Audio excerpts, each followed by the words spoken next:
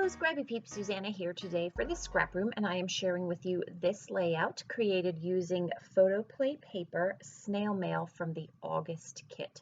So I have three photos. All three of them are 3x4s, only two are horizontal and one is vertical, which makes it I have a hard time with the different sizes and trying to get a design principle that works for them. So these photos are of my daughter's plants up in her room, and so I thought I would use the succulent paper, cacti succulent paper, um, for these particular photos. So I have, you can see, a strip on the right hand side, and then I'm going to use this pink because there is a touch of pink in the flowers in that it's not floral, but we'll go with plant paper. And that is going to really pop the pink over there. And then I also have used a digital die cut of a cacti. And so I am also going to put a black strip there because I feel that the balance of the weight of that digital cut file needs a little bit of black somewhere else in the layout, or something really dark. These papers are very, very bright, and so that strip of black just ties the whole layout together. And that is why I have decided that that must go over there. Now, I could have hand stitched that, I could have machine stitched that, but I didn't think that they were dark enough, especially against that already thick strip in the plaid, the vertical strip that's in that. It's not really a plaid, but in that check that is there. So I have backed the black cardstock, which comes with the kit. That is, the kit cardstock is black, and I am using white as a background. That does not come with the kit, but I have a really hard time scrapping without a white background. You saw that I had the really lightly polka dotted pattern paper, and I could have used that, but I really wanted the clean, crisp background, especially against these colors here. So you are watching me shuffle and shuffle and shuffle till I find a format that works. I told you I can't, the two different shapes of the photos, or side, they're not side, two different orientations of the photo, really I struggled with. And I also struggle with, I didn't want them to be precisely lined up, and so that also kind of putting them all at an angle but without falling off the page presented a challenge. I liked the way that this tag brought those two horizontal photos together, kind of and grounded the layout in a way. It gave it some, what's the word that I want? It united that photo cluster there.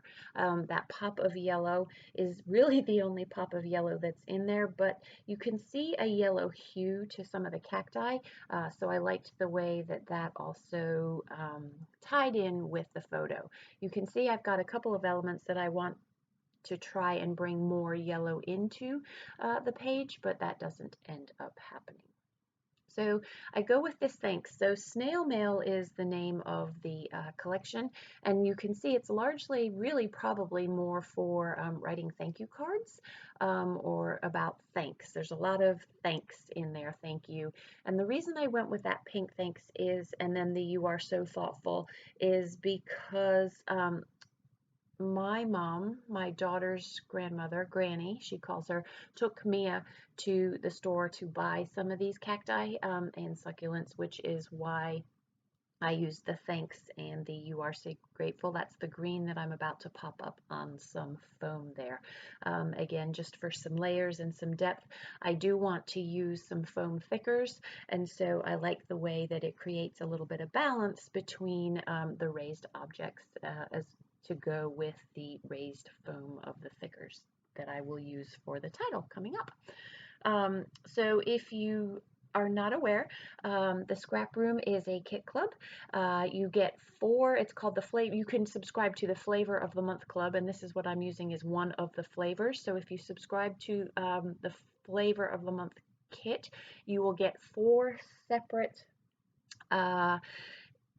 kits within that for each one is a different designer, and so you will get 3 pattern papers and a selection of embellishments as well as cardstock.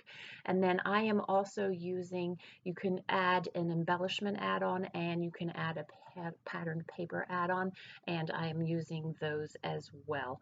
I highly recommend that if you subscribe, that you subscribe to those as well. It just adds a little bit more to the kit and a little bit more variety. I also find that Rochelle always puts the fussy cuts, which create even more embellishments, typically come in the add-on pattern paper there. And you do not have to subscribe, but whether or not you're able to get a kit is also based on availability. So these are from my stash, the pink, the green, and then what's going to be the sparkling teal. So typically there are not letters that are included with the kit, but that's because so many of us have thickers and all sorts of fun things, even our silhouettes for title work in our stash. So I am spanning this between the cactus and the photo so as to close that gap in there, and I don't have any empty space. I'm using the same colors as the primary colors of the layout just to add a little bit more pizzazz and tie that over, so that in many ways, while it has a horizontal design principle, it's actually following that diagonal with the borders on the right hand side anchoring that down, sort of grounding it.